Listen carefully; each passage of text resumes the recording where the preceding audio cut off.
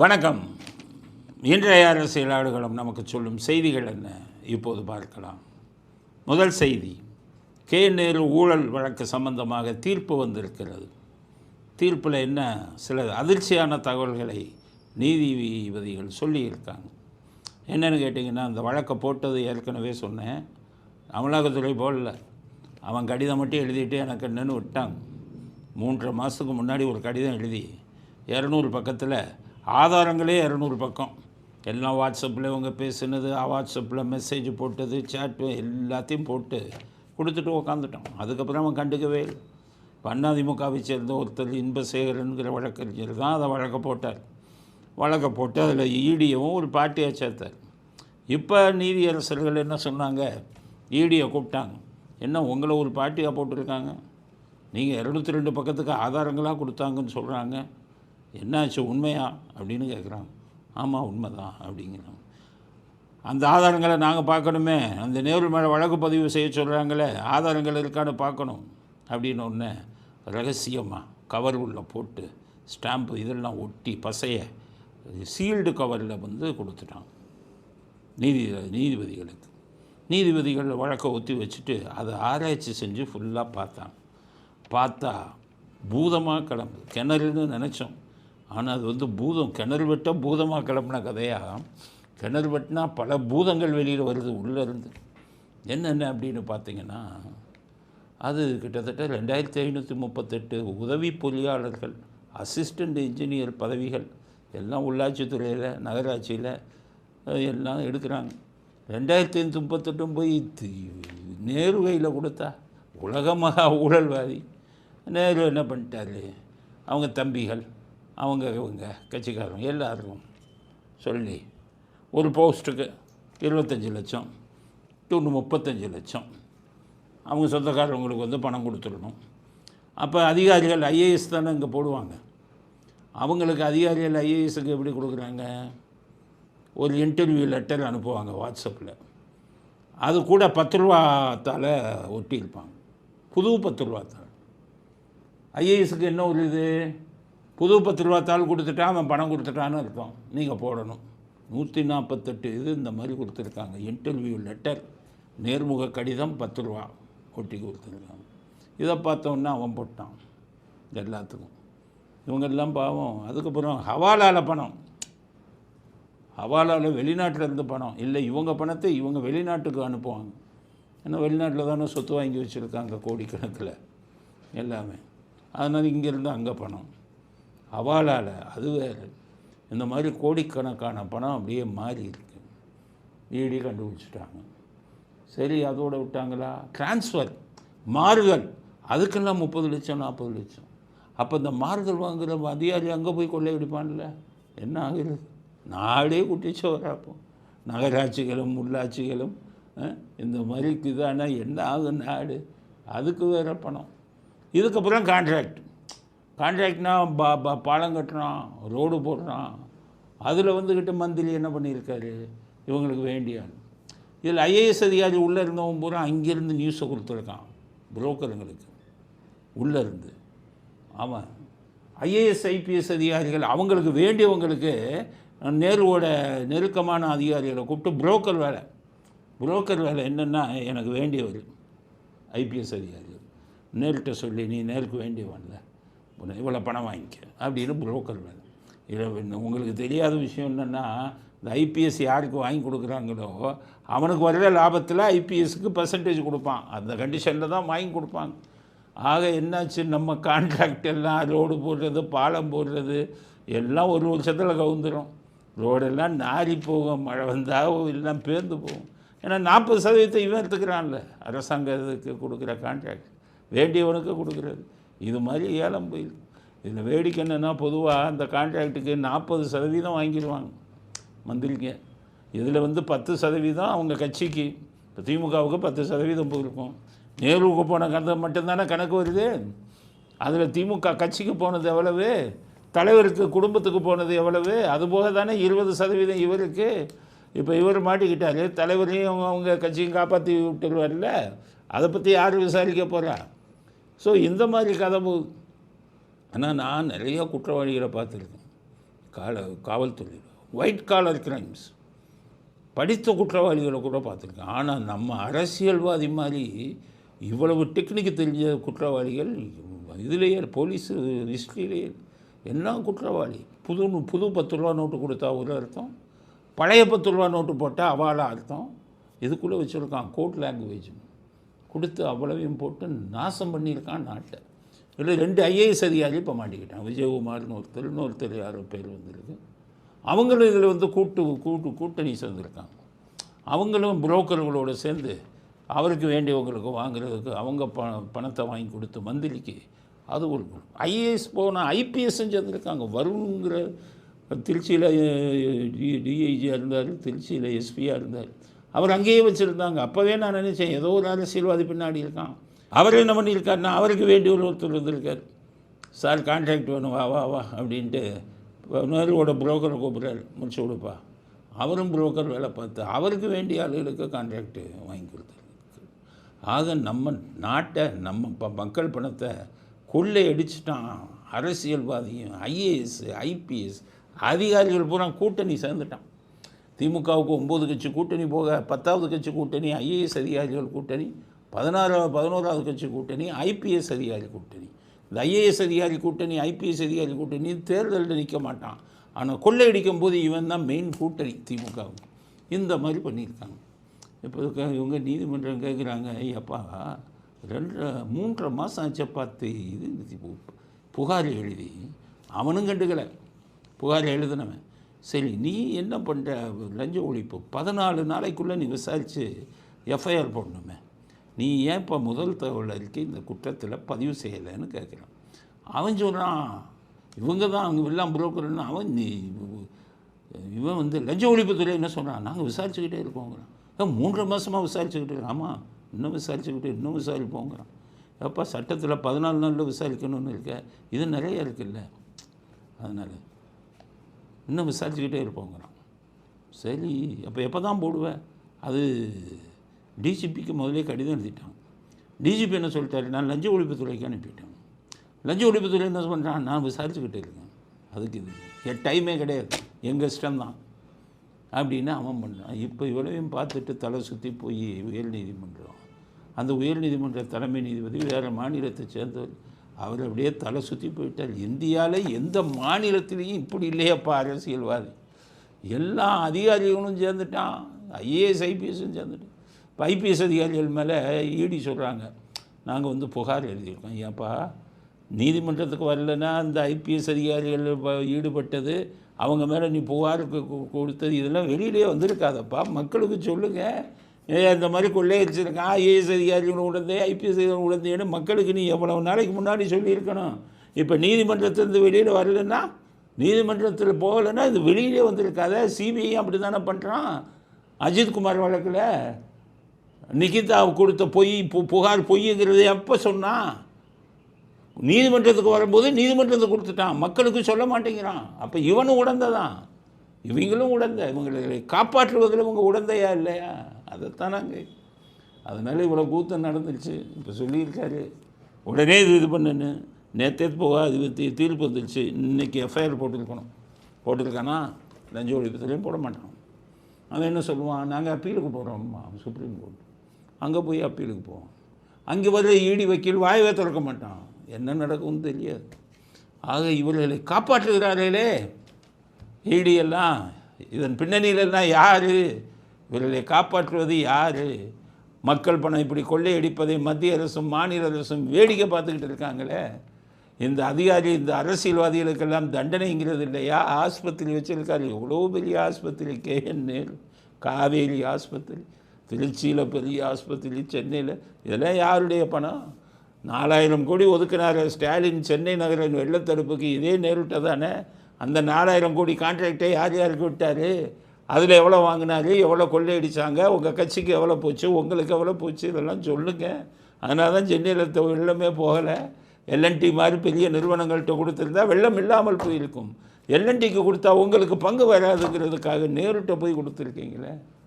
கொள்ளையடிப்பவர்கள் கையிலேயே போய் சாவியை கொடுத்துருக்கீங்களே. திருடன் கையில் சாவியை கொடுத்த மாதிரி எனக்கு கிராமத்தில் பழமொழி சொல்லுவாங்க. அப்படி ஆளுகளை போட்டு நீங்களும் கொடுத்தா அந்த நாட்டை யார் தான் காப்பாற்றுறது? ஐஏஎஸ் எங்கள் மக்களுடைய வரி பணத்தில் சம்பளம் வாங்குகிற ஐஏஎஸ் ஐபிஎஸ் அரசியல்வாதியோடு போய் கூட்டணி சேர்ந்துட்டீங்களே, இந்த நாடை யார் காப்பாற்றுறது? அவன் கட்டுற பாலம், இவன் கட்டுற 40% கமிஷனுக்கு வாங்கிட்டு இவன் கட்டுற பாலம், இவன் கட்டுற ரோடு எல்லாம் என்ன ஆகும்? மக்களுடைய உயிருக்கு என்ன உத்தரவாதம்? நாடு எங்கே போய் கொண்டு இருக்கிறது? மத்திய அரசாங்கம் என்ன வேடிக்கை பார்த்துக்கிட்டு இருக்கா? நேரம் எல்லாத்தையும் முடிச்சிருக்க வேணாமா? இல்லை பங்கு போன அந்த அவங்க கட்சி திராவிட முன்னேற்ற கழக கட்சிக்கும் இவங்களுடைய தலைவருக்கு பங்கு போயிருக்கா? இதெல்லாம் விசாரிக்க வேணாமா? அதனால் இப்போ உயர்நீதிமன்றம் சொல்லியிருக்கு, அவங்க எஃப்ஐஆர் போட்டாங்கன்னா அடுத்த நாளே இடி வந்து நேருவை கைது பண்ணணும். அதுதான் ப்ரொசீஜர். எல்லாம் நடக்குதான்னு பார்ப்போம். இல்லை இவங்களும் சேர்ந்து அவர்களோட துணையாக இருக்காங்களான்னு பார்க்கலாம். அப்படிங்கிறது இன்றைக்கி வந்த இதில் நேரு இதில் வந்த தீர்ப்பில் வந்ததில் சில விஷயங்கள் வெளியில் புது 10 ரூபா பழைய 10 ரூபாலாம் இப்போ தான் வருது.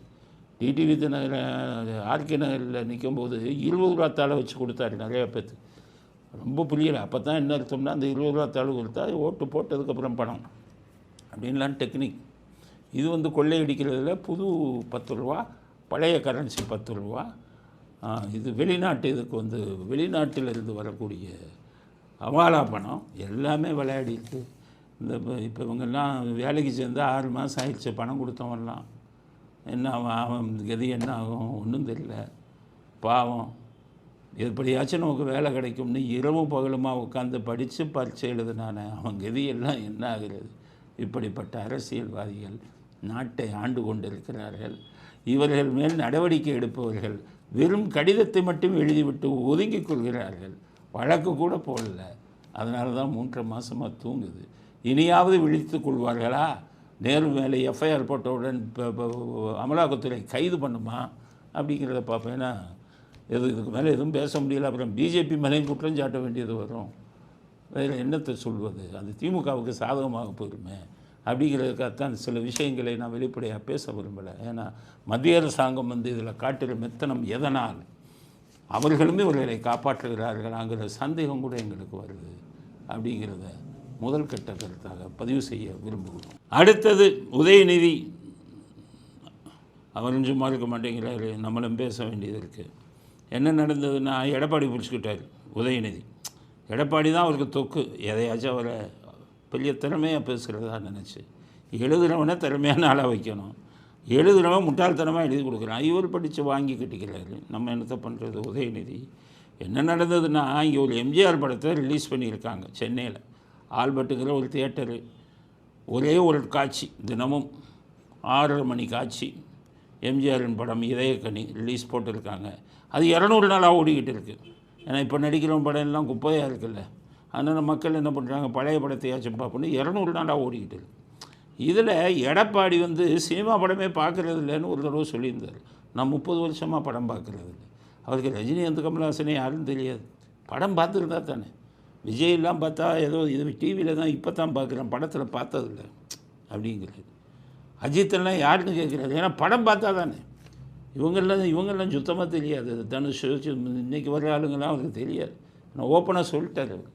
அவருக்கெல்லாம் மொபைல் ஃபோனும் இல்லை, வாட்ஸ்அப்பும் இல்லை. தாக்கி சொல்லல, உண்மை அவர் சொன்னது தான். 30 வருஷம் ஆச்சுப்பா நான் படமே பார்த்ததில்லைன்னு. அப்போ என்ன பண்ணியிருக்காங்க சார், இதயக்கனின்னு எம்ஜிஆர் படம். அப்படியா? நான் பார்க்கலையேன்னு. நீங்கள் தான் படமே பார்க்குறது இல்லையே. அது வந்து ஒரு 200 நாள் ஓடுது சார். அப்படியா? அப்போ பார்க்கணும்ப்பா. எம்ஜிஆர் வந்து சினிமாவில் போய் பார்க்கணும். ஏன்னா அவர் வந்து மேடையில் தான் பார்த்துருக்கேன், சினிமாவில் கொஞ்சம் பார்க்கணும். சார் சிவாஜி கணேசன் அவரையும் மேடையில் தான் பார்த்தேன், படம்லாம் பார்த்தது. அப்போ ஒரு மொதல் சினிமா படம் பார்க்க கூட்டிகிட்டு போகிறாங்க. 30 வருஷம் கழிச்சு போகிறாரு. தியேட்டரில் சுற்றி பார்க்குறாரு. என்னடா தியேட்டர்னால் இப்படி தான் இருக்குமா அப்படின்னு பார்க்குறாரு. பார்த்துட்டு உட்காராரு. எம்ஜிஆர் வர்றார். இதில் இதயக்கனி படம். அதில் நீங்கள் நல்லா இருக்கணும் நாடு முன்னேறன்னு ஒரு பாட்டு. அதுதான் இன்ட்ரோடக்ஷன். எம்ஜிஆர் வருவார், கையை கும்பிடுவார், கூலிங் கிளாஸ் போட்டுருப்பார், அப்படியே கும்பிட்றாரு. இவர் பார்த்து தேம்பி அழுக ஆரம்பிச்சிட்டார். ஏன்னா சினிமா பார்க்குறாருல்ல. என்னன்னு இவ்வளோ நல்லா இருக்கார் எம்ஜிஆர் அப்படின்னு அதை பார்க்குறாரு, அழுகிறார். பக்கத்தில் கூட கூட்டிகிட்டு போனோம், ஒரு நல்லாலாம் கூட்டிகிட்டு போவானா. அவன் என்ன பண்ணிவிட்டான், இவர் இபிஎஸ் எம்ஜிஆர் படத்தில் எம்ஜிஆர் பார்த்து அழுகிறாருன்னு எல்லா இடத்துலையும் சொல்லிவிட்டான். அது உதயநிதி காது வர போயிடுச்சு. எல்லா இணையதளங்கள்லேயும் வந்துடுச்சு. உதயநிதி பிடிச்சிக்கிட்டேன். உதயநிதி பிடிச்சிட்டு இபிஎஸ் இதயக்கனி எம்ஜிஆர் படத்தை பார்த்துட்டு அழுதுருக்கார் தேம்பி. ஆனால் அதே எம்ஜிஆர் உயிரோடு இருந்திருந்தால் இவங்க அவர் கட்சியை பண்ணுற இதை பார்க்கும்போது, குட்டிச்சவரை ஆக்கிறத பார்க்கும்போது எம்ஜிஆரே தேம்பி அழுதுருப்பார்னு ரொம்ப விவரமாக பேசுகிற மாதிரி எவனோ எழுதி கொடுத்ததை வாங்கி படிச்சிருக்காரு. 2 நாட்களுக்கு முன்பு எதிர்க்கட்சி தலைவர் திரு எடப்பாடி பழனிசாமி அவர்கள் தியேட்டரில் போய் படம் பார்த்துட்டு இருக்கிறாரு. அது ஒன்றும் தவறு கிடையாது. ஆனால் ஒரே அழுக, ஒரே கண்ணெல்லாம் அப்படியே வீங்கி போய் கண்ணிலேருந்து ஒரே தண்ணி தாரையாக கொட்டிக்கிட்டே இருக்கு. என்னன்னு பார்த்தா எதிர்க்க மறைந்த முதலமைச்சர், மறைந்த தலைவர் திரு எம்ஜிஆர் அவருடைய படம் அங்கே ஓடிட்டு இருக்கு. அதை பார்த்து கண்ணீர் விட்டு அழுகிறார். இந்நேரம் எம்ஜிஆர் உயிரோடு இருந்தால் எப்படி எழுதிருப்பாரு, நீங்கள் அதை மட்டும் யோசிச்சு பாருங்க. அதனால் விவரமான அழுட்டு எழுதிவாங்க. இப்போ எம்ஜிஆர் உயிரோடு இருந்திருந்தால் இபிஎஸை பார்த்து தேம்பி எழுதிருப்பாருங்கிறீங்களே. உங்கள் கதைக்கு வரேன். உங்கள் திமுகவை ஆரம்பித்தது அண்ணா தான். அண்ணா உயிரோடு இருந்திருந்தால் உங்களை பார்த்து என்ன பண்ணியிருப்பார் யோசிங்க, மனசாட்சிப்படி யோசிங்க. அண்ணாதுரை அவர் தான் அந்த திமுகவை ஆரம்பித்தது. அவர் ஆரம்பிச்சுட்டு என்ன பண்ணாருன்னு கேட்டிங்கன்னா, திமுகவை ஆரம்பிச்சுட்டு முதலமைச்சரானார் 67. 2.5 வருஷம் இருந்தார். அவர் வீட்டில் பனியன் போட்டு பனியன் பூரா ஓட்டையாக இருக்கும். மனைவி கேட்பாங்க, ஏங்க முதலமைச்சராக இருக்கீங்க, கிழிஞ்ச பனியனை இந்த மாத சம்பளத்தில் வாங்க முடியலை, வேணால் அடுத்த மாத சம்பளத்தில் எதுவும் மிச்சமாகுதான்னு பார்க்கலாம். 1500 சம்பளம். அப்போ முதலமைச்சர் 1500 சம்பளத்தை வாங்கி தான் இது பண்ணார். இப்போ அண்ணன் இவங்கெல்லாம் வந்துக்கிட்டு காரு, அவருக்கு 100 கோடியில் பங்களா, செனட் ஆஃப் ரோடில் பங்களா, அவனுக்கு மகனுக்கு, இவருக்கு பேரன் வந்துக்கிட்டு ரஜினிகாந்த் கமல்ஹாசன் வச்சு 600 to 800 கோடி செலவில் புதிய படம் எடுக்கிறாரு. அவர் இப்போ ஓட்ட போட்ட பனியனை போட்டுக்கிட்டு இருந்தார். சாகுறாரு. செத்த அன்றைக்கி 100 ரூபா வீட்டில் இல்லை செலவுக்கு. இப்படி இருந்த அண்ணாதுரை உங்களை பார்த்துருந்து 800 கோடி ரூபாய்க்கு நம்ம கட்சியை வச்சு ஆட்சி செஞ்சு 800 கோடி ரூபாய்க்கு படம் எடுக்கிறாங்க. 100 கோடி வீட்டில் பையன் அப்பாவுங்க குடியிருக்காங்க. வெளிநாடுகளில் கோடிக்கணக்கான லட்சக்கணக்கான கோடி முதலீடு பண்ணியிருக்காங்க. பிடிஆர் சொன்னதை டேப் போட்டு காமிச்சா 2 வருஷத்தில் 30,000 கோடி சம்பாதிச்சிருக்காங்கன்னு கேட்டால் என்ன எம்ஜிஆர் அழுவாருங்கிறீங்களே எடப்பாடியை பார்த்து.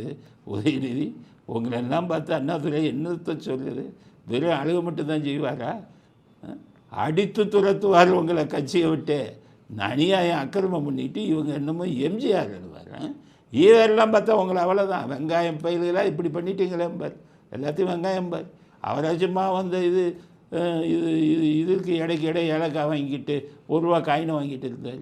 இப்படி கோடிக்கணக்கில் வெளிநாடுகளில் முதலீடு பண்ணுற நீங்கள் ஈவேராவும் அழுதிருப்பார், அண்ணாதுரையும் அழுதிருப்பார். 2 பேரும் காரில் துப்பியிருப்பாங்க. கொள்கையுடன் கட்சியை ஆரம்பித்த நம்ம கட்சி இவ்வளவு சீரழியுது என்று. அதனால் உதயநிதி பார்த்து பேசுங்க. உங்கள் முதுகை திரும்பி பாருங்கள். நீங்கள் யோகியர்கள் போல். எடப்பாடி வந்து மோசமான ஆள், அதனால் எம்ஜிஆரே அழுதிருப்பாருன்னு சொல்லி மற்றவங்களை பற்றி கமெண்ட் அடிக்காதீங்க. அவருக்கு பதில் சொல்ல தெரியாது. நான் சொல்கிறேன் பதில். தனியாக உட்காந்து யோசித்து பாருங்கள் அப்படிங்கிறது அடுத்த கட்ட கருத்து. அடுத்தது திருவள்ளுவர் பிரச்சனை. இன்றைக்கி ஏதோ தாய்மொழி தினம்னு இது, அது வந்து எடப்பாடி என்ன பண்ணிட்டார், ட்விட்டரில் வாழ்த்துக்கள் போடுறாரு. வாழ்த்து போட்டார். எடப்பாடிக்கு பாவம் ட்விட்டர்னால் என்னன்னு தெரியாது. இப்போ இருக்கிற அரசியல்வாதிகளுக்கெல்லாம் ஸ்டாலினுக்கு சுத்தமாக தெரியாது. அவங்க பிஏ தான் போடுவாங்க. அது மாதிரி எடப்பாடிக்கு அதில் பிஏ போட்டு விட்டாங்க, தாய்மொழி தின வாழ்த்துக்கள். அது போடும்போது வள்ளுவர் படத்தை போட்டு விட்டாங்க அந்த பிஏ. அதை வந்து காவி உடையோட வள்ளுவரை போட்டாங்க. போட்ட உடனே நான் கனிமொழி கொதித்து எழுந்துட்டாங்க. எப்படி நீ வந்து திருவள்ளுவருக்கு காவி உடை போடலாம்? திருமாவளவன் அதை விட கொதித்து எழுந்துட்டார். அவங்க திமுக கூட்டணிக்காரன் குதிக்கிறான். ஏய் எப்படியா நீ வந்து திருவள்ளுவருக்கு காவி உடை போசும்? தப்பு தான். திருவள்ளுவருக்கு காவி உடை போட்டது தப்பு தான். திருவள்ளுவர் எல்லாருக்கும் சொந்தமானவர், அதனால் காவி உடை போட்டது தப்பு தான். ஆனால் அதை கேட்குறதுக்கு உங்கள் யாருக்கு யோகியதை இருக்காங்கிறது தான் கேள்வி. ஏன்னா நீங்கள் யார்? தெய்வங்களை தான் சொல்கிறேன், கனிமொழி இவங்களை தான் சொல்கிறேன். நீங்கள் யார்? அப்படிப்பட்ட வள்ளலாரை எப்படி போட்டீங்க? நெத்தியில் எப்போதும் விபூதியோடு இருக்கக்கூடிய வள்ளலாரை கொச்சப்படுத்தி நெத்தியில் விபூதியே இல்லாமல் யாரோட போட்டீங்க ஃபோட்டோ?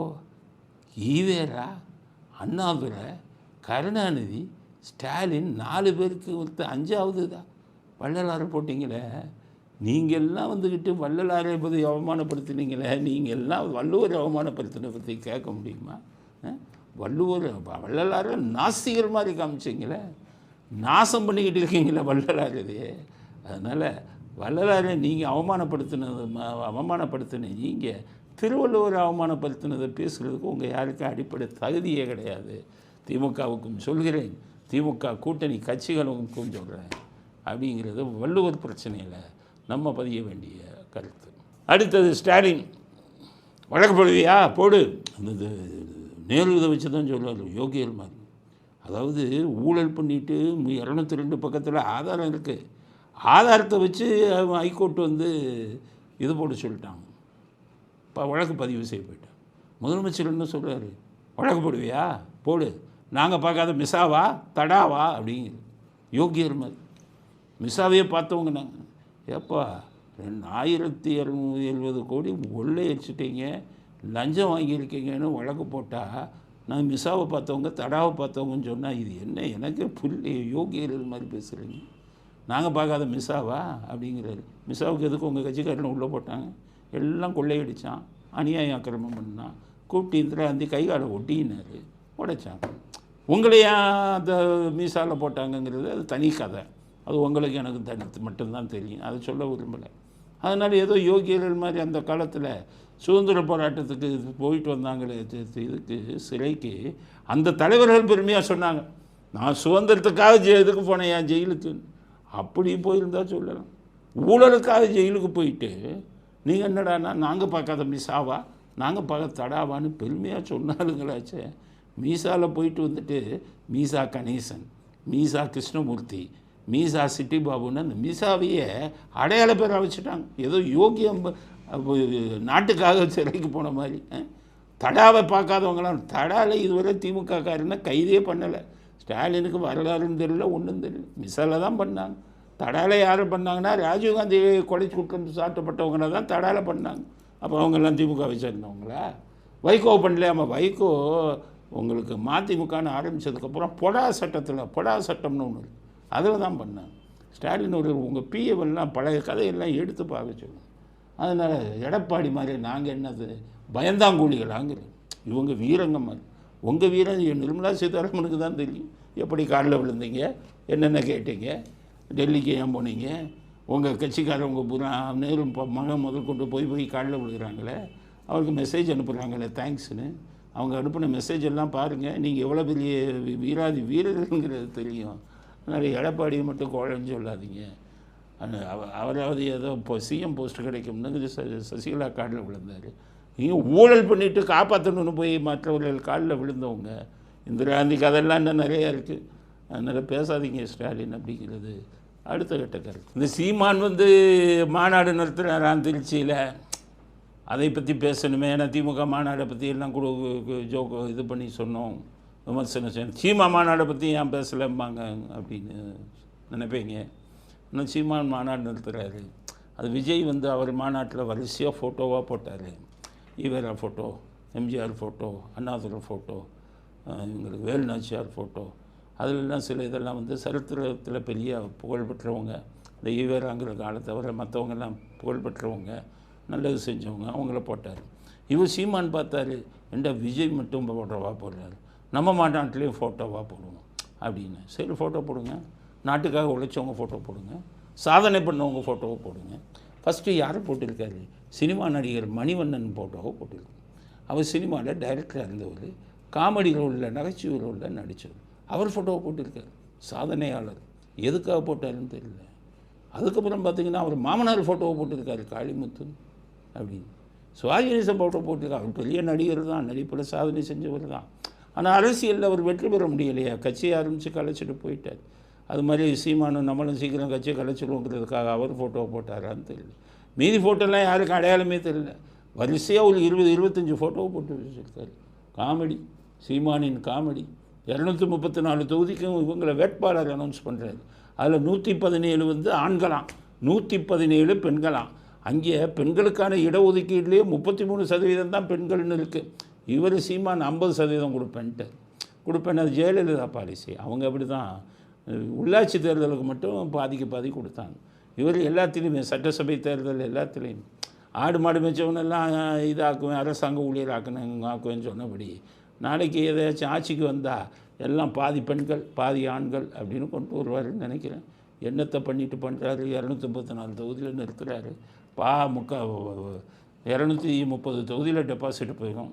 இல்லை ஒரு 10 தொகுதியில் டெபாசிட் வாங்கினா அதிகம். அவருடைய எண்ணம் என்ன ஒன்றும் புரியல. 234 தொகுதியில் நிற்கணும்னா கிட்டத்தட்ட 100 கோடிக்கு மேலே வேணும். 100 கோடிக்கு இவருக்கு எங்கேருந்து வந்தது? இவருக்கு என்ன வருமானம்? கட்சிக்கு என்ன வருமானம்? மற்ற கட்சிகளாச்சும் கூட்டணி சேர்ந்து இப்போ பணத்தை வாங்குறான் 300 கோடி 400 கோடி. அது மாதிரி ஒரு கூட்டணியும் சேர்றதில்லை. எங்கேருந்து பணம் வருகிறது? எல்லாருக்குமே ஒன்றும் புரியலை. வாடகை வீட்டில் இருக்கேங்கிறாரு 3.4 லட்சம் இல்லை. ஆனால் இத்தனை தொகுதியில் ஆளுகளை நிறுத்துகிறார். எதுவுமே புரியவில்லை. எல்லாம் மர்மமாக இருக்கிறது. ஆனால் ஒன்று உறுதி, போன தடவை 8%, இந்த தடவை 4%, 3%ங்கிறது தான் இப்போ எல்லாம் அப்படி சர்வே எல்லாம் அப்படி தான் வருது. சீமான் 5% கீழே போயிடுவார் அப்படின்னு வருது. அதனால் ஏதோ அவர் இஷ்டத்துக்கு ஆசைக்கு மாநாடை நடத்தி கொண்டிருக்கிறாருங்கிறத தவிர சொல்வதற்கு வேறு ஒன்றும் இல்லை அப்படிங்கிறது அடுத்த கட்ட கருத்து. இத்துடன் இன்றைய அரசியலாளர்களும் நிறைவு பெறுகிறது. மீண்டும் நாளை இதே நிகழ்ச்சியில் சந்திப்போம். நன்றி, வணக்கம், ஜெய் ஹிந்த்.